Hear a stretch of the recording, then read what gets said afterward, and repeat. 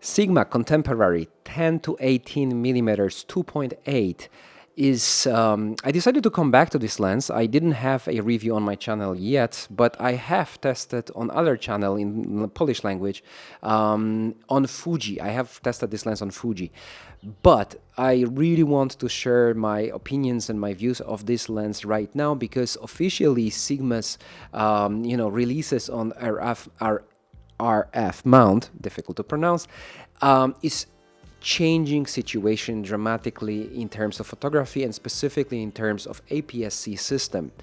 Up to today, it was very hard to recommend buying APS-C, Canon's APS-C camera because the cameras itself are very good, but the lenses, there's not enough to choose from. But that situation has changed. So let's take a look at our hero of the day. So Sigma Contemporary 10 to 18 2.8. When it comes to build quality, it's typical for Canon Contemporary, so it's well built. It's not metal, it's plastic, but it's really well made. It's a composite construction, so both rings are working very well. It's weather sealed. The build is really okay. The 67mm filter thread is perfect, and if you have a lot of 67mm filters, which can happen because it's a very popular size, then you're in luck. Then let's talk about the most important features, which is optical quality. And when it comes to optical quality, first, distortion. Distortion is one of the weakest points of this lens, so at 10 you have big barrel effect. However, it can be easily corrected in post-production or in the camera if you turn it on. Which you can see, I photographed some objects with barrel distortion correction on, and you cannot see practically anything. But if you have it turned off, you can see that there is a barrel distortion.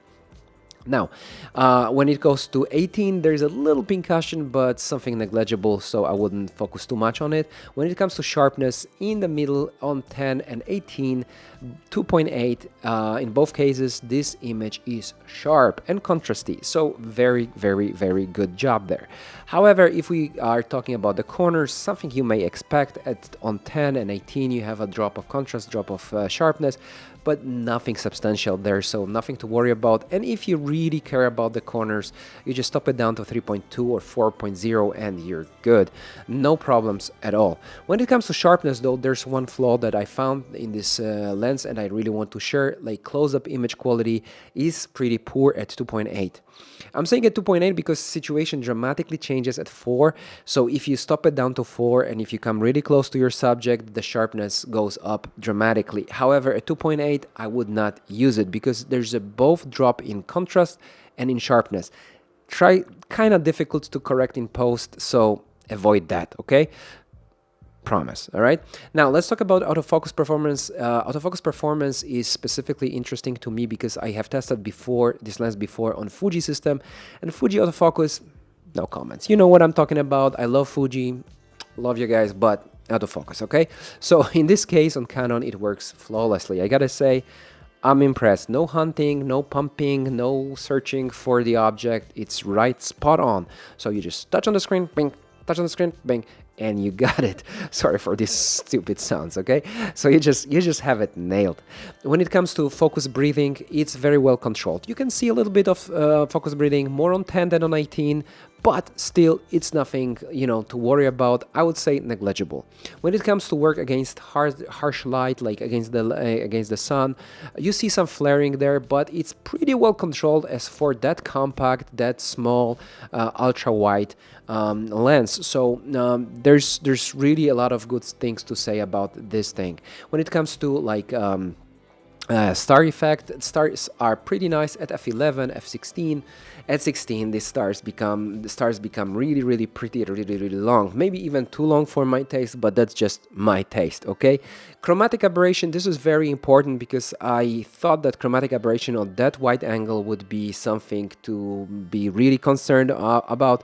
But in this case, I gotta say, I'm impressed. It's really well controlled. It's almost invisible. You can see a little bit of orange tint, you can see a little bit of bluish tint, but something, no, just forget it. There's pretty much no chromatic aberration unless you're shooting in super, super, super hard, conditions where you have something very dark and then you have sun behind, maybe a little bit, but then you know what you're doing and you can remove it in post. So overall, perfect chromatic aberration control. When it comes to coma and smudging in the corners, there is a little bit if you have some lights really in the corners, but if they are a little away from the corners, the coma is pretty well controlled, so nothing to worry about here. So to sum up, to wrap up, I would say the main flaws of this lens is big barrel effect at 10 and close-up image quality, but that's something that you can of course easily override if you stop it down a little bit, or if in case of barrel distortion or percussion you just use a profile both in your camera or in your computer if you shoot RAW. So overall, I'm very happy to see those lenses coming up, and I'm very happy that Canon opened its RF mount for another, for alternative manufacturers like Sigma, because this is second Sigma lens for RF mount, and it makes RF mount much more appealing. And actually, just my overall experience with this lens, I enjoyed using R10. Before I had R10 for tests, I shot a lot of photos with R10, and I didn't really enjoy it because, okay, the display, or R7 too, the display is great, the options you have there are great, the colors are nice for those who like Canon colors. I really like them, so it was really nice. But then no lenses, nothing bright there, no bright zooms there, and the situation has changed. So before, if I recommended some APS-C system camera, I would recommend either Sony if you want really reliable autofocus, or Fuji if you want the Fuji look, and both systems had amazing variety of lenses to choose from. Now Canon is start to be competitive. They have both good body in APS-C and APS-C system and good lenses. I'm waiting for Nikon to release something fresh, something new, because they have some lenses. There are some good lenses for Nikon system, APS-C system, but the cameras are pretty old. So this is the situation. This is the update about APS-C system at the moment. Something extra. I hope you guys enjoyed my review. Please leave thumbs up, comments below, subscribe, and I see you guys in the next one. Cheers. Cheers.